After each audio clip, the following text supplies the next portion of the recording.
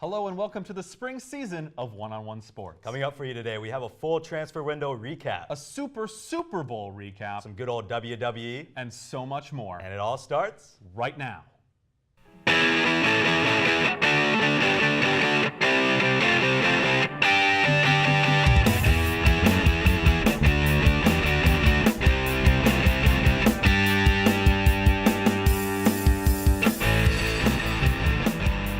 Hello and welcome back. I'm Mason Stalph. I'm Thomas Hale. A lot's happened in the world of sports since we were here last, so we're going to just jump right in with the quick hitters. On January 24th, Larry Nassar, ex-USA Gymnastics and Michigan State team doctor, was sentenced up to 175 years in prison for sexually abusing underage gymnasts in his care. Throughout the investigation, questions began to rise regarding what Michigan State knew and what they didn't know. Since the sentencing of Nassar, the focus has turned to the university, and already we've seen the president and the athletic director both resign. Many think that due to Michigan State's possible negligence to protect students, they should receive the death penalty. So Mason, is this a situation where Michigan State should get the NCAA's harshest penalty?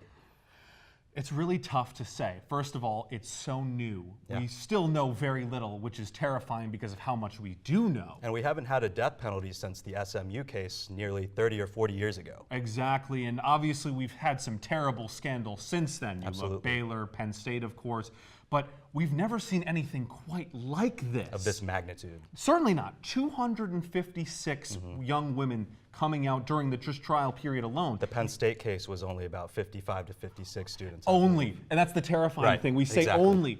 60 is ridiculous, but 256 already, it boggles the mind. And to say, do they deserve the death penalty? We also haven't seen a case like this where the death penalty might be as not clear-cut. You look What back, is it exactly? Exactly, and you look, Baylor, obviously, it was their football program. Right. Did the football program deserve the death penalty? Right. Same thing with Penn State. You can go lesser cases, but Syracuse and Louisville men's basketball. Now, like we said, that this is all sports now. This is football, basketball, gymnastics. This is multiple different programs that are being affected. It's the entire it's the fabric of the entire university. Absolutely. It has destroyed the fabric of gymnastics from the United States perspective as a whole. It has completely destroyed the athletic department of Michigan State. Absolutely. So to say they deserve the death penalty, if all these rumors prove true and we continue to, I mean, basically right now we're only at the tip of the iceberg. If they continue to be proven true, I would say yes, but we still don't even know what the death penalty would mean in this case. You just mentioned the tip of the iceberg. We've got all of this data right now, all these numbers, and we haven't even really dug into anything Not yet. at all. There hasn't even been an investigation in place yet, so much more can be discovered, and that kind of leads to hand, what more are they going to find out? Everything's been done basically in-house except for what's been done with Mr. Nassar. Which was one of the big issues in the first place. Part of the big cover-up was all of the work being done in-house as regards to sexual abuse by athletes. Athletics would cover it and not release it. And with the NCAA, does the NCAA deserve to give out the harshest penalty? This has become such an absolutely landmark case that by the end of it, is the NCAA going to be in any position where they have the power and the authority, let alone the knowledge, to be the one giving out these sentences, whereas this might just get to the point where the only people truly qualified to be giving out these harsh penalties is the federal government and actual federal And the federal NCAA law. obviously has their own intentions. They say student athletes and they want to protect program names, and that's a big part of what they do. And the problem with that is that that's a slight bias at the end of the day. It's a slight bias. It's more than a and slight bias. Absolutely, they have to do with all these programs, and we talk about this is going to break the door open, not just for Michigan State, but an investigation into all universities now, and that's all of the NCAA. And the key here is, and obviously you don't want to punish innocent individuals. Right. But every single time one of these scandals comes out, you think, it can't get any worse than this, right? It couldn't get worse than Penn State, then it couldn't get worse than Baylor. Right. This is, I mean, again, we This have better barely be touched the worst. the tip of the iceberg. By the end of it, it can't get worse than this, right? And yet, unless some kind of actual precedent is set, unless there is some complete penalty, magnanimous punishment that sets everything else to shame, I'm totally afraid that somehow, in some way, 5-10 years down the road, we somehow find a way to make this And one of look the small. issues is that we look at the past cases, Penn State, Baylor. Penn State, all they got was $60 million fine, 4-year postseason ban, and their wins were taken away from the past Right. 20 years or so. And then Baylor's- reinstated. Absolutely, and they're still back. They're back at it again. Baylor, no punishments yet, still going through trials to wait to hear Right. actual things. So as far as those cases go, what do we do with this case? Is the NCAA going to look in the past and say, oh, this is about the same thing, maybe we should do this to keep consistency? And the thing that is that this is still so new, and Right. obviously we have to make some kind of comment on it because it is the biggest story that we've seen, certainly in the sport of gymnastics. Absolutely. But at least in the last half a year as a whole, nothing's been able to compare to this. So we have to make a comment on it. But it's going to be a good 2, 3, maybe even 5, 10 years For sure. before we really understand exactly what was known and what And wasn't. you made a good point in that this isn't just one program we talked about earlier. Right. This isn't just a basketball team. This is the entire U.S. gymnastics. Everything that we've talked about that we've witnessed in U.S. gymnastics. Of course, the entire history of the program is tainted. Now, of course, you still look back and you may even have an even greater appreciation for the accomplishments of some of these women. But you look back in the entire history of the program, from the coaching staffs to the training program to just how these young women were brought up in the U.S. women's gymnastics program, it's all tainted now. Absolutely, and so much reform is going to have to come. So let's say everything's found out. Let's say all the accusations are true. What does a death penalty maybe look like? What would you consider would be a good punishment for this? If the rumors continue to be proved true time and time again, and the number goes from 250 to 500 potentially, the bigger this grows, the harsher the penalty, the point where the entire fabric of Michigan State's institution is completely thrown to the wind. And it's already stained. It's already completely stained. Nobody would be comfortable sending their daughter, their son to Michigan State right now. Absolutely not. It is. We've never seen anything like it. Yeah. I pray we never see anything like it again. But unless something is done, we could. A lot's going to develop. It We'll certainly see how it goes. Absolutely. Hopefully nothing too bad will come out of this. But that's all the time we have for the quick hitters. Don't go anywhere, because we have a full transfer window recap coming up next. January 31st was transfer deadline day for European soccer, ending one of the most expensive and exciting January transfer windows ever. Here to help us break down the madness is our soccer expert, Jenny Berman. So Jenny, let's talk the Liverpool deal that just happened. One of the biggest stories was Felipe Coutinho leaving Liverpool to go to Barcelona. Right. And then they got Virgil van Dijk.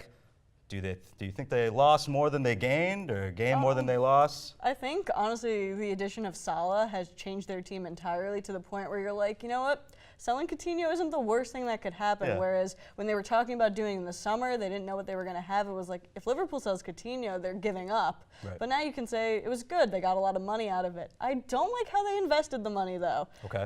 They did need Virgil van Dijk. He's a great player, but 75 million pounds for him, which is basically the majority of the Coutinho money, Right. that's a lot for a center back, and that's a lot for the fact that it doesn't fix their defense. It's one piece of a complete mess. Absolutely. What else do you think they need? I think they need to fix the rest of the defense. They need to buy the whole rest of the back line, a new goalkeeper. Absolutely. They've got a lot of problems back there. The offense is not their issue. And that's kind of the problem with Liverpool, it seems, is that they always focus on offense. And I don't know if that's just Jurgen Klopp's mentality, but Mo Salah's doing great. Yeah, he's doing great. You don't need anyone else right now. I mean, they do, though. That's the thing. And you have their best defensive midfielder, holding midfielder, is Jordan Henderson, who just isn't good enough to be in that position. Absolutely. And they just need to redo their entire defense, and one piece, and spending that much money on one piece when that Coutinho money could be used to really invest into that, I think that's bad business. Okay, so moving on from Liverpool now, who do you think lost the most in the Premier League besides Liverpool losing Coutinho? I thought Chelsea losing Batshuayi was probably the biggest mistake. I know it's only a loan deal, but if they want to continue to be in top four, and they're falling out of it with two really embarrassing losses, honestly, Bournemouth and Watford, those are not teams that Chelsea should. Goals. They're not teams that Chelsea should be losing to, Right. and they needed goals, and they sold Diego Costa, and for doing that, he wasn't part of the team really anymore, but the fact that they have no replacement for him, and then are selling another striker or loaning them out, that doesn't work. And Giroud, while he's okay, he's not really fixing the void, and he's older, and the fact that a crosstown rival was selling him should show And that he was the backup this there, isn't too. this isn't the right guy for the team. This isn't the one who shows to make a big move, and Batshuayi scored 2 goals in his Dortmund debut, so that's what Chelsea could have used. Is Conte going to be in trouble this offseason? I mean, you have to think so. Yeah. Didn't do good business over the summer or the winter, and Chelsea does not look good at all. Absolutely, not looking like the champions that No. they should be looking like. So, final question. What was your biggest surprise from the transfer window so far? I thought the biggest surprise was Manchester United getting Alexis Sanchez Wow. and then Henrik Mkhitaryan going back to Arsenal. First off, you don't always see straight player-for-player swaps very often, so that was surprising. But it also for a long time looked like Manchester City was in on Alexis, and he would really fit. They've had some injury troubles. They know they can afford his salary, that they know they're making this title push and could be making a Champions League push as well. Absolutely. And so if you're saying that that's probably the team that's poised to win the most silverware, you'd think that that's where he would want to go, considering he spent a lot of time at Arsenal, which hasn't won any major trophy in his whole time there. Right. And so I'm surprised he went to Manchester United, and I'm surprised that they gave up Mkhitaryan, who hasn't been the best for him, but they need creative midfielders. They need more creative players, I think, Manchester United. And to give that up to a rival in Arsenal, and then Mkhitaryan goes and has 3 assists in his debut, Absolutely. it just shows that I'm not sure if that was the best move either, when honestly they could have just paid the transfer money and kept both players, I think. Seems that they don't really need much on that left side either, with Right. Marcus Rashford and Martial already fighting for position. So they're seeing a little bit Yeah. bulk over there. My surprise was Aubameyang picking Arsenal, honestly. Yeah, that was a weird move too. Yeah, I was honestly surprised that Arsenal was able to lock down the deal. You'd think out that he'd of want to go to a anything. Champions League club and he can't even play in the Europa League. So Yeah. first off, he's just there for the Premier League, and you know that Arsenal isn't going to win the title. Maybe they win one of the domestic cups that they do win and have won recently. But I mean, to me, why not go to a big Champions League club, someplace to really show that Absolutely. this Unless is he the wants guy. to make a name for himself somewhere, but I'm wondering how the pairing of him and Alexandre Lacazette is going to be. And also, you have to say to Arsenal, like, they just bought Lacazette, and now Exactly. they're buying another striker and breaking their club record again. Who says what their plans are Yeah. for him next? Right. It's going to be an exciting rest of the season, but that's all from the pitch. Mason's going to be right back to discuss a different type of football. RBIs and 36 homers. Swings at the first pitch and fouls it deep back into the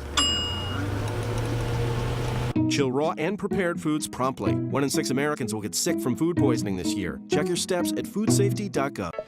This is your computer. Let's go on the internet. Let's go. Okay. She's gonna love me all over again. Now, Jamaica, here you come. here we go. Good job. I don't know what's happening.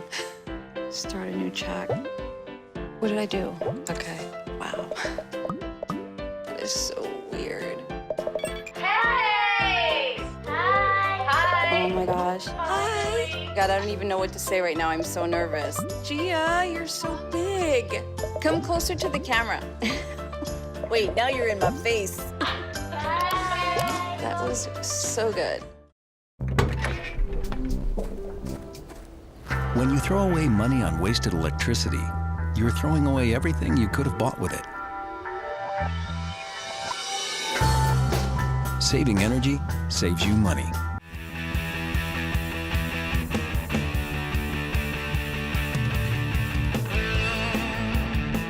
And we're back. In recent years, the super team has been more prevalent than at any point in sports history. With the Patriots having played in their 10th Super Bowl in 15 years, it seemed that this year more and more people were pulling for the Eagles to knock off Goliath than they ever have in the past. I'm now joined by our experts Jimmy Longo and Matt Holzaffel to break down first the question, are super teams and dynasties bad for sports? Matt, let's start with you. I have different feelings about dynasties versus super teams. Dynasties are fine. Dynasties win a lot. They make other teams more competitive. They say, we want to beat them because they always win, like the Patriots, like the Yankees at some point, and the Warriors are going to be at some point, down the road when they win a couple more. Super teams, on the other hand, I think that kind of ruins the competitiveness of sports. You see all these big name players, especially in the NBA, going to the best team. You saw Kevin Durant, I Dwayne honestly Wade. just think that the sport, like every sport in general, is just more interesting if someone wins it every other year. Like, What distinguishes a super team from a dynasty, though? Are the Pats not a super team? I would say super teams are hard in football because the best players, if they play the same position, they're not going to go to another team. You don't see Odell Beckham, Le'Veon Bell, J.J. Watt switching teams to go play for the Patriots. And you have 11 on each side, so it's kind of hard to distinguish, like, okay, is that a super team, or is their offense just really good, or is their defense kind of mediocre?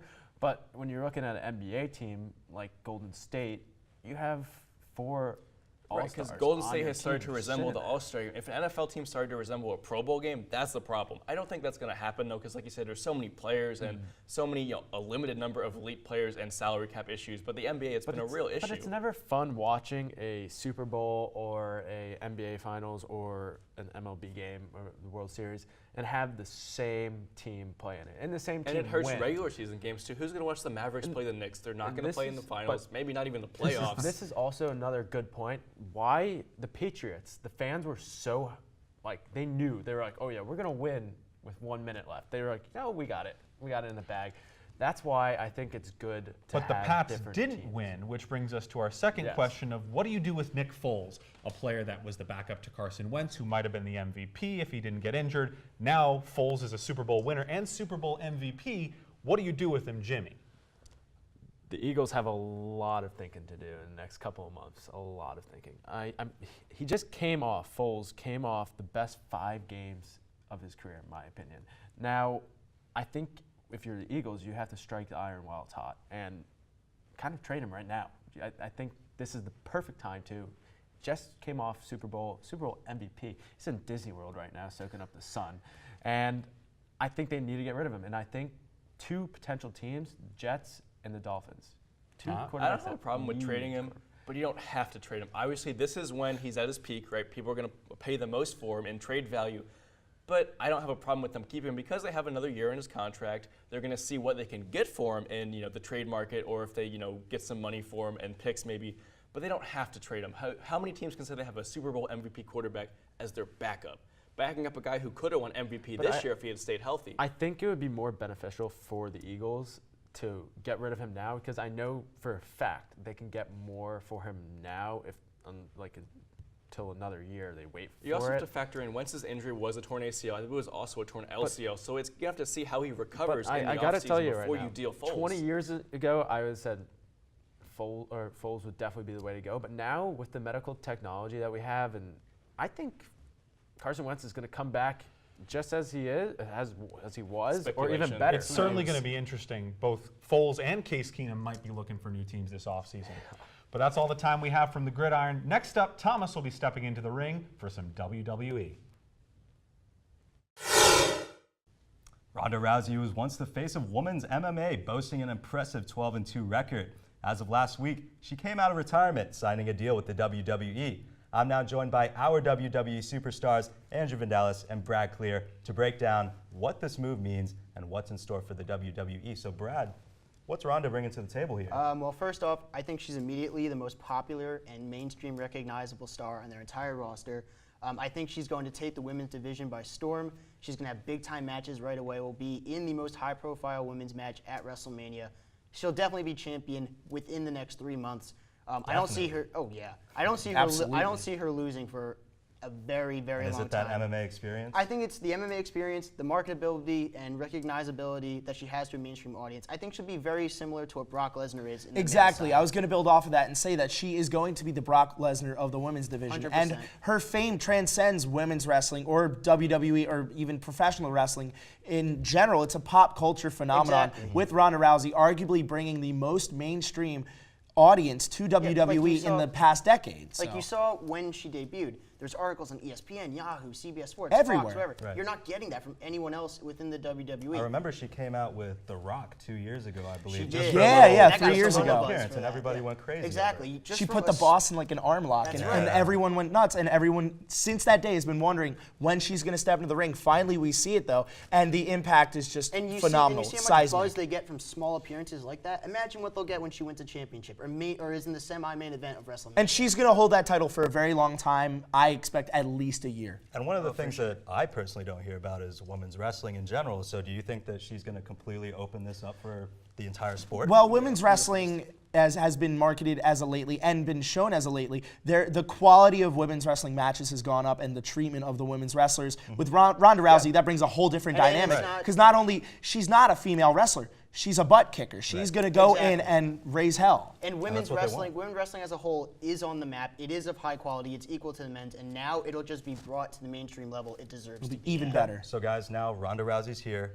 What athlete would you guys like to see come into the WWE now? We can stay with the UFC for a little bit and go with Conor McGregor. We already saw him step into the boxing ring, but I think this could be a good time in the next couple of years for Conor McGregor to transition over. We know he loves to talk smack. Yeah. You know he can back it up as well. Right. And if Conor McGregor goes to the WWE, we don't only see fantastic talking segments or promos. We see great matches. And again, another butt Great kicker. matches. Well, great again, matches. another I'll thing say with this, Brock I'll say this. Lesnar. I'll say Brock Lesnar is fantastic. Yeah, I'm just saying. I'll say this. Conor McGregor would be Star an incredible power. character, would be incredible on the mic, had incredible promo ability. People would love it. More But for star me- power. For sure. But for me, I'm going with an athlete who already showed he can get it done within the wrestling ring. D'Angelo Williams, former NFL running back. Last year at a tag team match at a promotion called Impact Wrestling, he killed it. He was fantastic. He looked like he was a veteran of that ring for 5 to 10 years. Wow. If he came to WWE, he probably won't. But if he were to come there to train at the Performance Center for a year or so, he could be a big-time star who could legitimately hold his own in that ring. I can see think that he would be opening the door fantastic. for other former athletes to Oh, join for too. sure. And you have people like Rob Gronkowski. Rob Gronkowski, Yeah. barring concussion problems that he suffered in his career, Right. definitely has the look, the part, has already jumped ship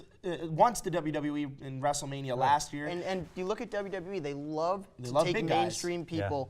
Like Floyd Mayweather at WrestleMania Exactly. 24, that was a Well, one-time hey, thing. But going off of big-time that. characters, big-time athletes, WWE will take all of them in. I can see it happening. I'd like to see Marshawn Lynch. Oh, that would be Ooh. awesome. That's a very Ooh, that's a marketable good man one. right there. But hey, that's all we got for this block right now. We will be right back. Don't go anywhere. Here's your check.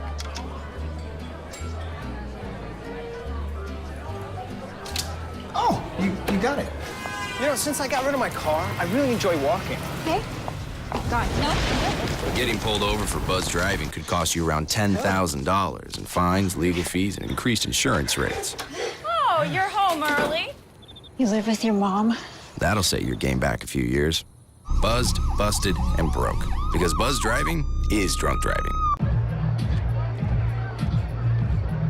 If you drive buzzed, it could cost you around $10,000. You'll face major legal fees, major fines, and steep insurance penalties. You could lose everything. Buzzed, busted, and broke. Because buzz driving is drunk driving. You sure you don't want some? It's chamomile. Listen, you are extremely terrifying. Just the scariest undead subhuman thing on TV, and I really mean that. But I am worried that you could give my kids nightmares if they see you, so I'm gonna have to block you. So that's it. Oh, and tell the zombies they're blocked too.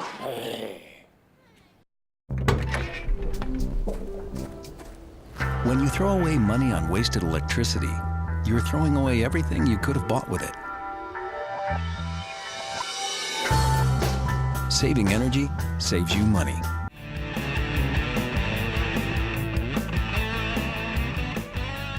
The 2018 Winter Olympics are right around the corner in Pyeongchang, South Korea.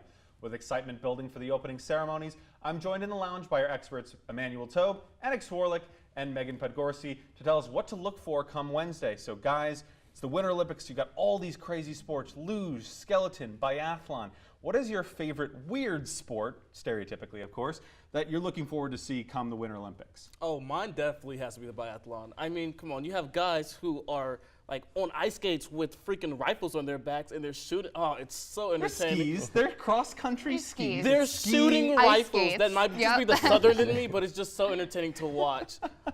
There's just so many different like events that they have. It's just so entertaining. My problem with that is it just takes too long. So I'm more of a ski jump person. I like watching it. It's different. I mean, who aspires to be a ski jumper? I wouldn't call it What? unusual. Is it different? I Go wouldn't down call the it hill, unusual. jump Yeah. off Jump land. That's Okay. that's honestly just my neighborhood. Like When I think of when I think of common Olympics, Winter Olympic sports, I think of hockey, ice skating. You know, who thinks of ski jumping? I definitely don't. I'm going skeleton, and the reason why I'm going skeleton is it takes me back to my childhood of just going down the mountain when the snow's out and just sledding down a nice hill. I think it's cool. With blades attached. They go like to 150 miles an hour. Exactly. Like, where did you live at where you were doing that? Now, Winter Olympians might not be as prominent as some of the Summer Olympians. Which athlete are you most looking forward to seeing in this year's Winter Olympics? We'll start this way and go this way, Ennis. If you're saying anybody other than Shaun White, then you need to get out of my face. I'm sorry. Shaun White is the Winter Olympics. He's just the winner. He's just the Super Bowl commercial He for is the Winter snowboarding, Olympics. that's for sure. Well, he's snowboarding, but he's the most recognized American athlete in the Winter Olympics, and he was the most mentioned in social media last year. When he came in fourth, though, when he didn't even place a medal. Right, but we're saying who's the athlete that you're looking forward to, and I think that's who's everybody's really focused on. I'm looking forward to someone who's a no-name. It's really Heather Bergsma, and she's a long track speed skating up-and-comer. And I picked her because she's from High Point, North Carolina, 35 minutes down the road. Right. Like, who would have think that you're from North Carolina going to be a ice skater, a speed skater? So I think it's cool to watch someone, she hasn't done so well going up. She's only placed 6th, I think is the highest she's ever placed, but I think she has a real chance. I can't see it. Not a real chance. I want to say someone who actually has a real chance, not someone who's going to come in fourth or someone who's going to come in A two-time gold medal. Mine, two-time gold medal. Well, I had to go in 2014. But no, mine is Lindsey Vonn, who actually missed the 2014 Olympics because of her torn ACL. And then she tore it again in 2015, I believe it was. And then 2016, she got injured again. So she just really had like a rough kind of trip to the Olympics. So I'm excited to see her. Now, as far as the U.S. is concerned, the U.S. always does extremely well in the Winter Olympics. Not necessarily as well as they do in the summer, but which sport do you think that the U.S. is basically guaranteed a gold in, or you're looking to see if they get gold in this year? For me, it's definitely curling mixed doubles. It's a brand new event this year, and there's a brother-sister combo from Wisconsin, the Hamilton siblings, and they are amazing. And they've even beaten Canada in the World International tournaments. So I think they have a real chance to get a new medal this year. And it's real quick. Who do you got? Oh, I've definitely got women's half pipe. It's Chloe Kim. Exactly. Okay. I have men's freestyle skiing half pipe. Men's freestyle skiing half David pipe. Wise. All right. That's all I got to say. Can't wait to see it. Well, that's all the time we have for the Olympics, but Thomas will be joining me shortly to talk about which halftime shows of the Super Bowl we wish we'd seen. As some of you might know, the Super Bowl was this past weekend, and with that, the highly anticipated halftime show performed by Justin Timberlake. With 52 halftime shows down, I'm joined by Mason to recount our favorite shows and which ones we would have wanted to see. Mason, what do you got? As far as one I wish I had seen, Michael Jackson back in 1993, the king of pop, really the halftime show that started the halftime show tradition. Obviously, there had been plenty before him, but as far as the spectacle of what a halftime show could be, it was Michael pause Jackson. at the beginning. Oh. Such a long pause building anticipation. Absolutely. And then he just let it off, and the crowd went that wild. basically rejuvenated not just halftime shows, but the Super Bowl in general had been down before Michael Jackson came in, rocked the house, and it's been amazing ever since. I think that was a great influencer for my pick, 2007, when Prince performed in the pouring rain. Absolute Purple pouring rain in the rain. Beautiful, the Absolutely. purple one. The lights, he had, I believe, North Carolina A&T's band or Florida A&M's band out, and they had LED lights, and they were marching around. Legendary. They had dancers in high heels in the slippery. Two of the greatest performers ever. It's amazing. Now, what would your one that you wish you could see? So I kind of misinterpreted this, so I'm saying I wish I could see this. Yes, no, I did too. Okay, okay. So next year, where's the Super Bowl being held? In Atlanta. It's in Atlanta, and there is a super group right now, absolute rock stars that created culture called the Migos. Created culture. And this is the perfect stage for them to have their breakout performance. Get them a Super Bowl halftime show. I mean, they got so many hit songs. Absolutely. And the place is going to go crazy. And for the hometown kids, why not? Exactly. As far as me, I'm an 80s guy, AC/DC. Ooh. Bring it back to basically 30 years ago, some of the best hard rock ever, whether you're talking Hell's Bells, Thunderstruck, some of the greatest rock anthems Thunderstruck ever. live. That'd What be an fun. amazing Super Bowl halftime Thunderstruck's show that would already be. a football game anthem. Seeing it live would be unbelievable. Absolutely incredible. Great picks, great picks. Well, that's all the time we have for this episode of One-on-One Sports. Special thanks to all the producers, talent, and crew, and to you, the viewer, for tuning in. If you missed anything or want to see more, be sure to check us out on Facebook, Twitter, and Instagram, all at One-on-One Sports. And until next time, whose side are you on?